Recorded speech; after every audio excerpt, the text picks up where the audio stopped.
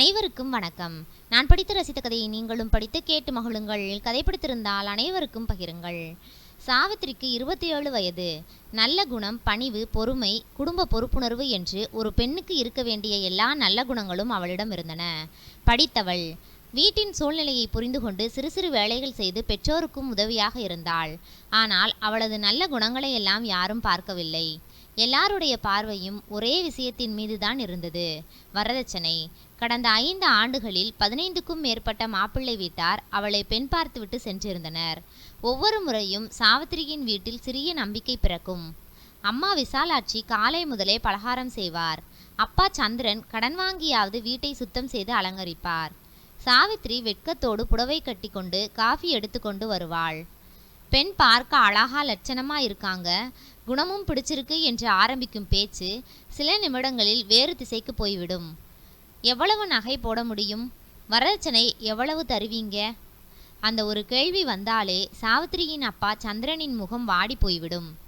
எங்களால் முடிஞ்சது 10 பவுன் நகைதான், கடன் வாங்கியாவது போட்டு விடுகிறோம், அதுக்கு மேலே எங்களுக்கு வசதி இல்லை என்று தயக்கத்தோடு சொல்வார். ஆனால் அந்த பதில் யாருக்கும் திருப்தியாக இருக்காது. எங்கள் பையனுக்கு 30 பவுன் போடுற இடம் இருக்கு, குறைந்தது 20 பவுன், கொஞ்சம் பணமும் வேணும், மன்னிச்சுக்கோங்க, இந்த சம்பந்தம் சரி வராது. இப்படித்தான் ஒவ்வொரு முறையும் அவர்கள் எழுந்து சென்று விடுவார்கள். அவர்கள் வெளியேறியதும் வீட்டுக்குள் ஒரு கனமான அமைதி நிலவும்.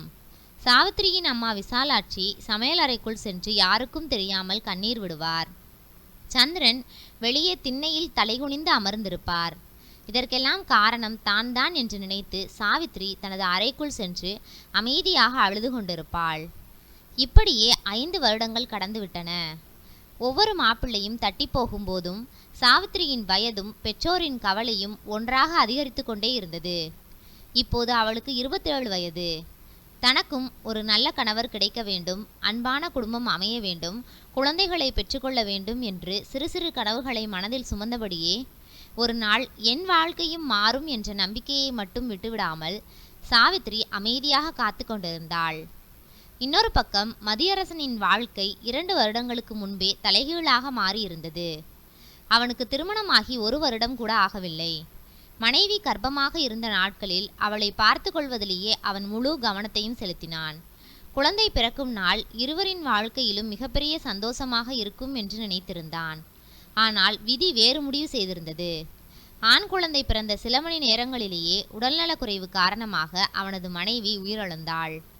ஒரே நாளில் ஒரு பக்கம் குழந்தையின் அழுகை, மறுபக்கம் மனைவியின் இறப்பால் ஏற்பட்ட வெறுமை, இரண்டையும் தாங்க முடியாமல் மதியரசன் உடைந்து போனான்.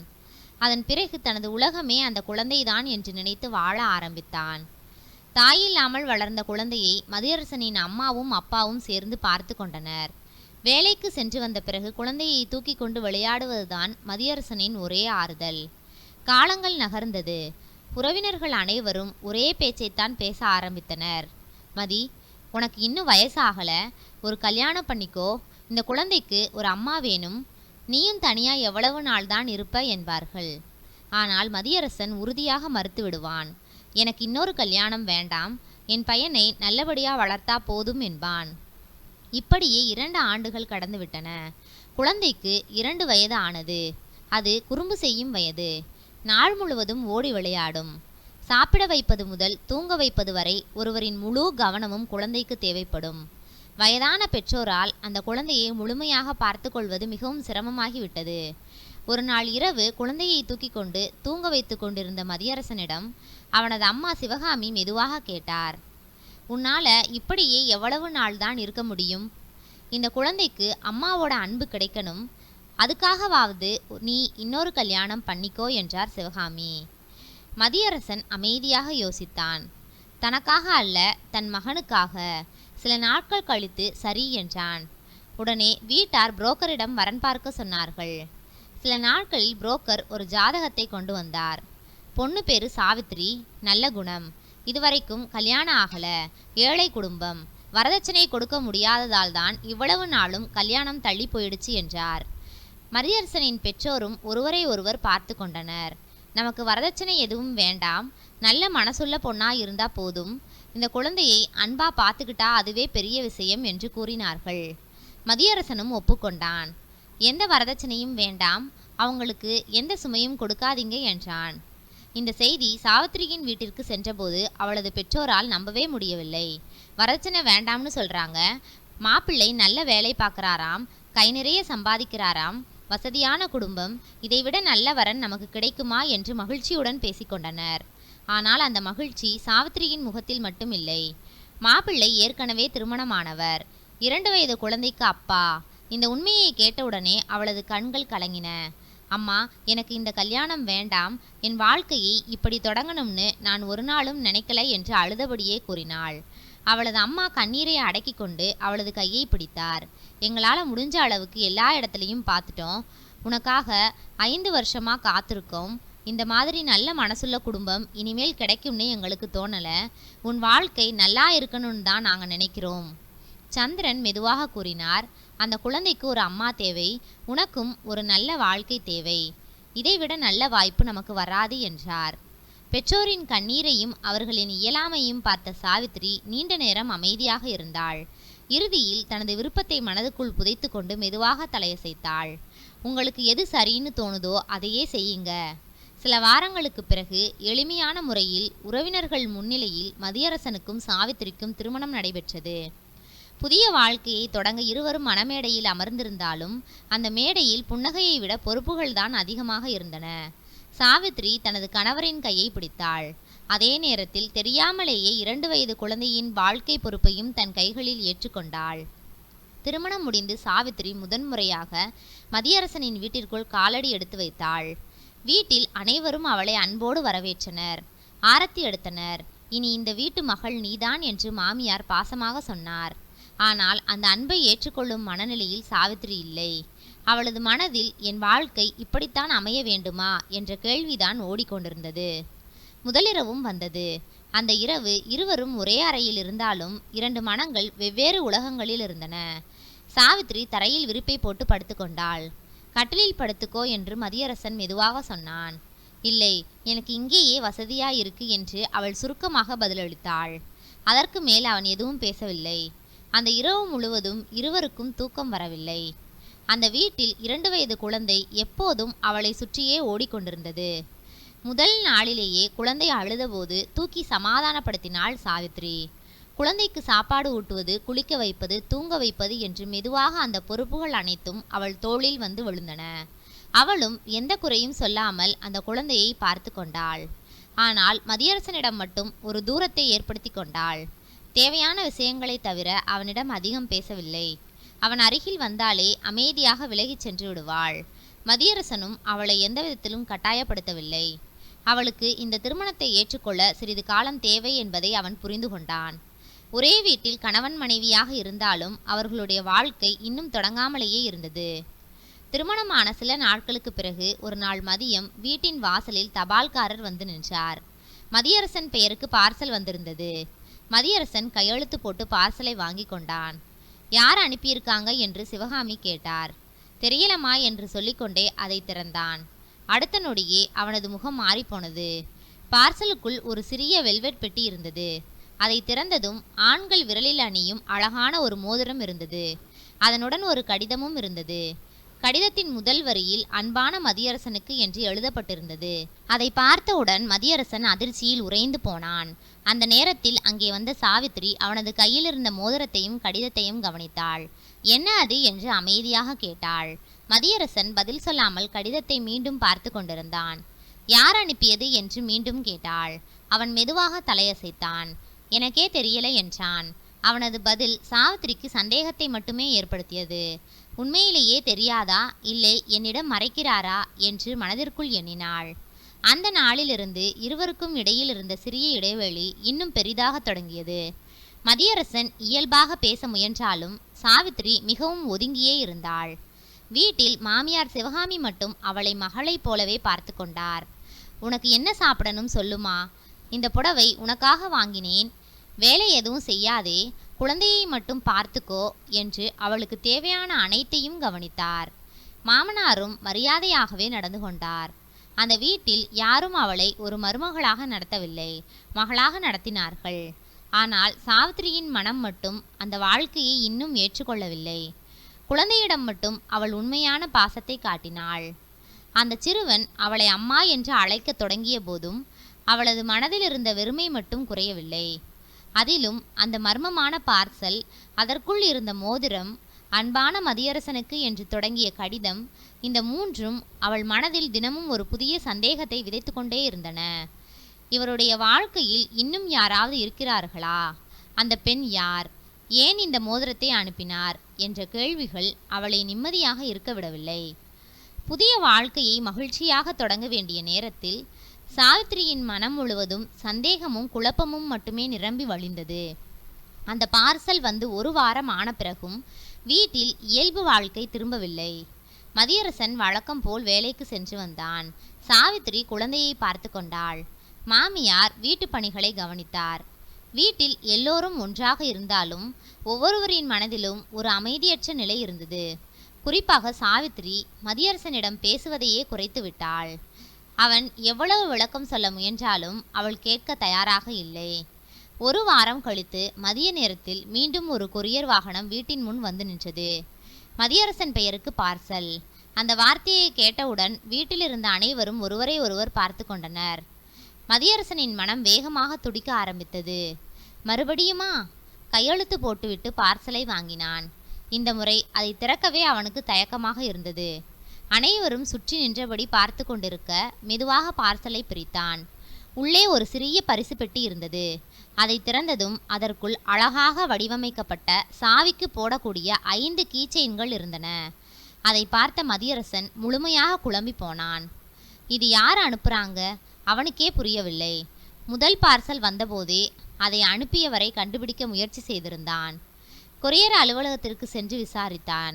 பார்சலில் இருந்த ரசீதையும் பார்த்தான். ஆனால் அனுப்புனரின் பெயர் இல்லை, முகவரி இல்லை, தொலைபேசி எண் இல்லை. முழுக்க முழுக்க மொட்டை கடிதம் போலவே அனுப்பப்பட்டிருந்தது. இந்த 2வது பார்சலும் அதே முறையில்தான் வந்திருந்தது. மதியரசன் உடனே சாவித்திரியிடம் சென்றான். சாவித்திரி, தயவு செய்து நான் சொல்றதை கேளு. சத்தியமா சொல்றேன், இதெல்லாம் யார் அனுப்புறாங்கன்னு எனக்கே தெரியாது. அவள் அமைதியாக நின்றிருந்தாள். நம்பு, நான் எதையும் மறைக்கல. அவள் அவனை ஒரு நிமிடம் பார்த்தாள். அந்த பார்வையில் நம்பிக்கையை விட வேதனைதான் அதிகமாக இருந்தது. ஒரு வார்த்தை கூட பேசாமல் திரும்பி அறைக்குள் சென்று கதவை மூடிக்கொண்டாள். வெளியில் நின்ற மதியரசன் கதவை பார்த்தபடியே எதுவும் செய்ய முடியாமல் நின்றான். அப்போது சிவகாமி அவன் அருகில் வந்தார். டேய், யார்கிட்ட இருந்துடா இப்படி பார்சல் வந்துட்டே இருக்கு? உங்களுக்குள்ள இந்த பார்சலால தினமும் சண்டை வர்ற மாதிரி இருக்கு. இதுக்கு ஒரு முடிவு கட்டணும். சீக்கிரமா யாருன்னு கண்டுபிடி. அவரது குரலிலும் கவலைதான் இருந்தது. மதியரசன் ஆழமாக மூச்சை இழுத்தான். அம்மா, என்னோட முதல் வாழ்க்கை பாதியிலே முடிஞ்சு போச்சு. இந்த வாழ்க்கையாவது அமைதியா இருக்கும். என் பையனுக்கு ஒரு நல்ல அம்மா கிடைக்கும். நானும் கொஞ்சம் சந்தோஷமா வாழலாம் என்று நினைத்தேன். ஆனா யாரோ வேண்டுமென்றே திட்டமிட்டு என்னோட வாழ்க்கையோட விளையாடுறாங்க. அவனது கண்கள் கோபத்தில் சிவந்தன. யாராயிருந்தாலும் கண்டுபிடிக்காம நான் விட மாட்டேன். என்னோட குடும்பத்தை பிரிக்க யாரையும் அனுமதிக்க மாட்டேன், அவன் உறுதியான குரலில் சொன்னான். ஆனால் அந்த மர்மமான பார்சல்களை அனுப்பியது யார்? அவர்களின் நோக்கம் என்ன? ஏன் மதியரசனின் வாழ்க்கையை குறிவைத்து இப்படிப்பட்ட விளையாட்டு நடத்தப்படுகிறது? இந்த கேள்விகளுக்கு பதில் இன்னும் யாரிடமும் இல்லை. அந்த மர்மம் நாளுக்கு நாள் பெரிதாகிக் கொண்டே சென்றது. 2வது பார்சல் வந்த சம்பவம் வீட்டில் இருந்த அமைதியை முழுவதுமாக குலைத்து விட்டது. அதன் பிறகு 2 வாரங்கள் கடந்தன. வீட்டில் அனைவரும் வெளிப்படையாக அந்த விஷயத்தை பற்றி பேசவில்லை. ஆனால் ஒவ்வொருவரின் மனதிலும் அந்த மர்மமான பார்சல்கள் பற்றிய பயமும் சந்தேகமும் இருந்து கொண்டே இருந்தது. மதியரசன் தினமும் வேலைக்கு சென்றாலும் அவனது மனம் நிம்மதியாக இல்லை. யார் தனது குடும்பத்தை குறிவைத்து இப்படி செய்கிறார்கள் என்ற கேள்வியே அவனை வாட்டியது. அன்று மாலை வீட்டின் வாசலில் மீண்டும் தபால்காரர் நின்றார். மதியரசன் பெயருக்கு ஒரு பார்சல். அந்த வார்த்தையை கேட்டவுடனே மதியரசனின் முகம் இறுகியது. மறுபடியுமா என்று அவன் மனதிற்குள் பதறினான். பார்சலை வாங்கியவுடன் அதை திறக்காமல் மேசையின் மீது வைத்தான். ஆனால் அதை பார்த்தவுடன் சாவித்திரியின் பொறுமை முற்றிலும் உடைந்தது. இதற்கு ஒரு முடிவில்லையா என்று கண்ணீருடன் கேட்டாள். மதியரசன் அவளிடம் நெருங்கினான். சாவித்திரி, நான் சொல்றத ஒரே ஒரு தடவை நம்பு. இதுக்கும் எனக்கும் சம்பந்தமே இல்லை என்றான். நீங்க சொல்றதெல்லாம் நம்பி நான் எவ்வளவு நாள் இருக்கணும் என்று அவள் வேதனையோடு கேட்டாள். கல்யாணமான நாளிலிருந்து ஒவ்வொரு வாரமா ஒரு பார்சல். இந்த வாழ்க்கை எனக்கு வேண்டாம் என்றாள். அவன் மீண்டும் விளக்கம் சொல்ல முயன்றான். ஆனால் அவள் எதையும் கேட்க தயாராக இல்லை. அன்றே சில துணிகளை எடுத்துக்கொண்டு அமைதியாக தன் அம்மா வீட்டிற்கு புறப்பட்டு சென்றாள். வாசலில் வந்து நின்ற மகளை பார்த்ததும் அவளது அம்மா விசாலாட்சி பதறிப்போனார். என்னம்மா திடீர்னு வந்திருக்க என்றார். சாவித்திரி கண்ணீரை துடைத்துக்கொண்டு, வீட்டில் சின்ன பிரச்சனைமா, கொஞ்ச நாள் இங்கு இருக்கணும் என்று மட்டும் சொன்னாள். அதற்கு மேல் எதையும் சொல்லவில்லை. விசாலாட்சியும் அதிகமாக கேட்டு அவளை மேலும் காயப்படுத்த விரும்பாமல் அமைதியாக இருந்தார். மறுபுறம் மதியரசன் தொடர்ந்து அவளுக்கு ஃபோன் செய்தான். 1 முறை, 2 முறை, 10 முறை, 20 முறை, சில நேரங்களில் அவள் அழைப்பை எடுத்தாள். ஆனால் பேசவில்லை. அவன் பேசினான். சாவித்ரி, தயவு செய்து வீட்டுக்கு வா. நான் எந்த தவறும் செய்யல. இந்த பார்சலுக்கு பின்னாடி யாரோ இருக்காங்க. கண்டிப்பா கண்டுபிடிக்கிறேன். ஆனால் அவள் அமைதியாகவே இருந்தாள். இறுதியில் எனக்கு இந்த கல்யாணத்திலேயே விருப்பமில்லை. இப்போ நடந்துகிட்டு இருக்கிற பிரச்சனைக்கு பிறகும் உங்க கூட வாழ என்னால் முடியாது என்று சொல்லிவிட்டு அழைப்பை துண்டித்தாள். அந்த வார்த்தைகள் மதியரசனின் மனதை ஆழமாக காயப்படுத்தின. அடுத்த சில நாட்கள் முழுவதும் அவன் அந்த மர்மமான பார்சல்களை பற்றி தீவிரமாக விசாரிக்க ஆரம்பித்தான். முதல் பார்சல், 2வது பார்சல், இப்போது 3வது பார்சல், 3ஐயும் எடுத்துக்கொண்டு தபால் நிலையத்திற்கு சென்றான். அங்கிருந்த அதிகாரிகளிடம் ஒவ்வொன்றாக காட்டி விவரங்களை கேட்டான். நீண்ட நேர விசாரணைக்கு பிறகு ஒரு தகவல் மட்டும் கிடைத்தது. அந்த பார்சல்கள் எதுவும் நேரடியாக தபால் நிலையத்தில் ஒப்படைக்கப்படவில்லை. நகரின் பல்வேறு தெருக்களில் வைக்கப்பட்டிருந்த போஸ்ட் பாக்ஸ்களில் போடப்பட்டிருந்தன. பார்சல்கள் அனைத்தும் மிகவும் சிறிய அளவில் இருந்ததால் அவற்றை எளிதாக அந்த போஸ்ட் பாக்ஸ்களுக்குள் போட முடிந்திருந்தது. அது மட்டுமல்ல, ஒவ்வொரு பார்சலிலும் அனுப்புனரின் பெயர் இல்லை, முகவரி இல்லை, தொலைபேசி எண் இல்லை, அடையாளம் காணக்கூடிய எந்த தகவலும் இல்லை. அதை பார்த்த அதிகாரியும், இப்படி அனுப்புனர் விவரம் இல்லாமல் போட்டிருக்காங்கன்னா யாருன்னு கண்டுபிடிக்கிறது ரொம்ப கஷ்டம் சார் என்று வருத்தத்துடன் சொன்னார். அந்த பதிலை கேட்ட மதியரசன் ஏமாற்றத்துடன் வெளியே வந்தான். அவன் மனதில் ஒரே ஒரு எண்ணம்தான் ஓடியது. யாரோ நம்மை நன்றாக தெரிந்தவர்கள் நம்ம வாழ்க்கையை உடைக்கணும்னு திட்டமிட்டு இந்த விளையாட்டை நடத்துகிறாங்க. ஆனால் எவ்வளவு நாள் தான் மறைந்திருப்பாங்க? ஒரு நாள் கண்டிப்பா அவர்களோட முகமூடி கிழியும் என்ற நம்பிக்கையுடன் காத்திருந்தான். சாவித்ரி கோபமாக வீட்டை விட்டு வெளியேறி 1 வாரம் கடந்திருந்தது. அந்த 1 வாரமும் மதியரசனுக்கு 1 வருடமாகவே தோன்றியது. தினமும் அவளுக்கு ஃபோன் செய்தான். ஆனால் அவளிடம் இருந்து எந்த நல்ல பதிலும் கிடைக்கவில்லை. அவள் திரும்பி வருவாள் என்ற நம்பிக்கையே அவனுக்கு நாளுக்கு நாள் குறைந்து கொண்டே போனது. அப்படி இருக்க ஒரு நாள் மாலை வீட்டின் வாசலில் ஆட்டோ ஒன்று வந்து நின்றது. அதிலிருந்து இறங்கியது சாவித்ரி. அவளை பார்த்தவுடன் மாமியாரும் மாமனாரும் ஆச்சரியமடைந்தனர். வாமா என்று சிவகாமி மகிழ்ச்சியுடன் அவளை உள்ளே அழைத்தார். சாவித்திரியின் முகத்தில் முன்பு இருந்த கோபமில்லை, அமைதியும் தெளிவும் இருந்தது. அவள் வீட்டிற்குள் நுழைந்ததும் நேராக குழந்தையிடம் சென்றாள். அவனை தூக்கி அணைத்து கொண்டு நெற்றியில் முத்தமிட்டாள். 1 வாரமாக அம்மாவை தேடி ஏங்கியிருந்த அந்த சிறுவனும் அவளை இறுக பற்றி கொண்டான். அந்த காட்சியை பார்த்த மதியரசனின் மனதில் சிறிய நம்பிக்கை பிறந்தது. அன்றைய நாள் முழுவதும் சாவித்ரி இயல்பாகவே நடந்து கொண்டாள். குழந்தையை முன்பை விட அதிக அக்கறையுடன் கவனித்து கொண்டாள். இவை அனைத்தையும் பார்த்த மதியரசனுக்கு ஆச்சரியமாக இருந்தது. இவ்வளவு பெரிய மாற்றம் எப்படி வந்தது? அவங்க வீட்டில் யாராவது பேசி சமாதானப்படுத்தி அனுப்பியிருப்பாங்களோ என்று மனதிற்குள் நினைத்தான். அன்று இரவு குழந்தை தூங்கிய பிறகு இருவரும் அறையில் அமைதியாக அமர்ந்திருந்தனர். அமைதியை உடைத்தது மதியரசன்தான். சாவித்ரி, ஒரு விஷயம் கேட்கலாமா? அவள் அமைதியாக அவனை பார்த்தாள். எப்படி திடீர்னு திரும்ப வந்த? சிறிது நேரம் அமைதியாக இருந்த அவள் மெதுவாக பேச ஆரம்பித்தாள். 1 வாரம் அங்கே இருந்தேன். அப்போ குழந்தையின் ஞாபகம் அடிக்கடி வந்தது. அவனை விட்டு என்னால் இருக்க முடியல. அதனால் தான் திரும்பி வந்தேன். அவளது பதிலை கேட்ட மதியரசன் கண்களில் ஒரு சிறிய மகிழ்ச்சி தெரிந்தது. நானும் அந்த பார்சல் விஷயத்துல எவ்வளவோ விசாரிச்சேன். யார் அனுப்புறாங்கன்னு இன்னும் கண்டுபிடிக்க முடியல. யாருன்னு தெரிஞ்சா மட்டும்தான் எல்லா உண்மையும் தெரியும். அவனது குரலில் இன்னும் வருத்தம் இருந்தது. அதை பற்றி இனிமேல் கவலைப்பட வேண்டாம். இனி எந்த பார்சலும் வராது என்றாள். எப்படி இவ்வளவு உறுதியா சொல்ற? சாவித்ரி ஒரு நொடி தலைகுனிந்தாள். பிறகு தைரியமாக அவனது கண்களை பார்த்து சொன்னாள். ஏன்னா அந்த பார்சல்களை அனுப்பினதே நான் தான். அந்த ஒரு வாக்கியத்தை கேட்டதும் மதியரசன் அதிர்ச்சியில் உறைந்து போனான். என்ன, நீதானா? எதுக்காக என்றான். சாவித்திரியின் கண்களில் கண்ணீர் பெருகியது. எனக்கு இந்த திருமணத்துல விருப்பமே இல்லை. இரண்டாவது திருமணம் பண்ணிக்கிறதுல எனக்கு உடன்பாடு இல்லை. அதனால உங்களை விட்டு பிரிஞ்சு போகணும்னு நினைச்சேன். நீங்க தான் ஏதோ மறைக்கிறீங்கன்னு எல்லாரும் நினைக்கணும். நம்ம வாழ்க்கை தானாகவே பிரிஞ்சிடணும்னு நினைச்சேன். ஆனா இந்த ஒரு மாசத்துல அந்த குழந்தை என் உயிரோட கலந்துட்டான். அவனை விட்டு என்னால இருக்க முடியல. அதனால் தான் திரும்பி வந்தேன். அது மட்டுமல்ல, நீங்களும் என்கிட்ட எப்போதும் உண்மையாத்தான் நடந்துக்கிட்டீங்க. நான் எவ்வளவு வெறுப்பா நடந்துக்கிட்டாலும் ஒரு நாள் கூட என்னை காயப்படுத்துற மாதிரி பேசல. இந்த வீட்டுல யாருமே என்னை கஷ்டப்படுத்தல. மாமியார் என்னை மகளா பார்த்தாங்க. மாமனாரும் அன்பா நடந்துக்கிட்டாங்க. அதனால இந்த குடும்பத்தை விட்டு என்னால போக முடியல என்றாள்.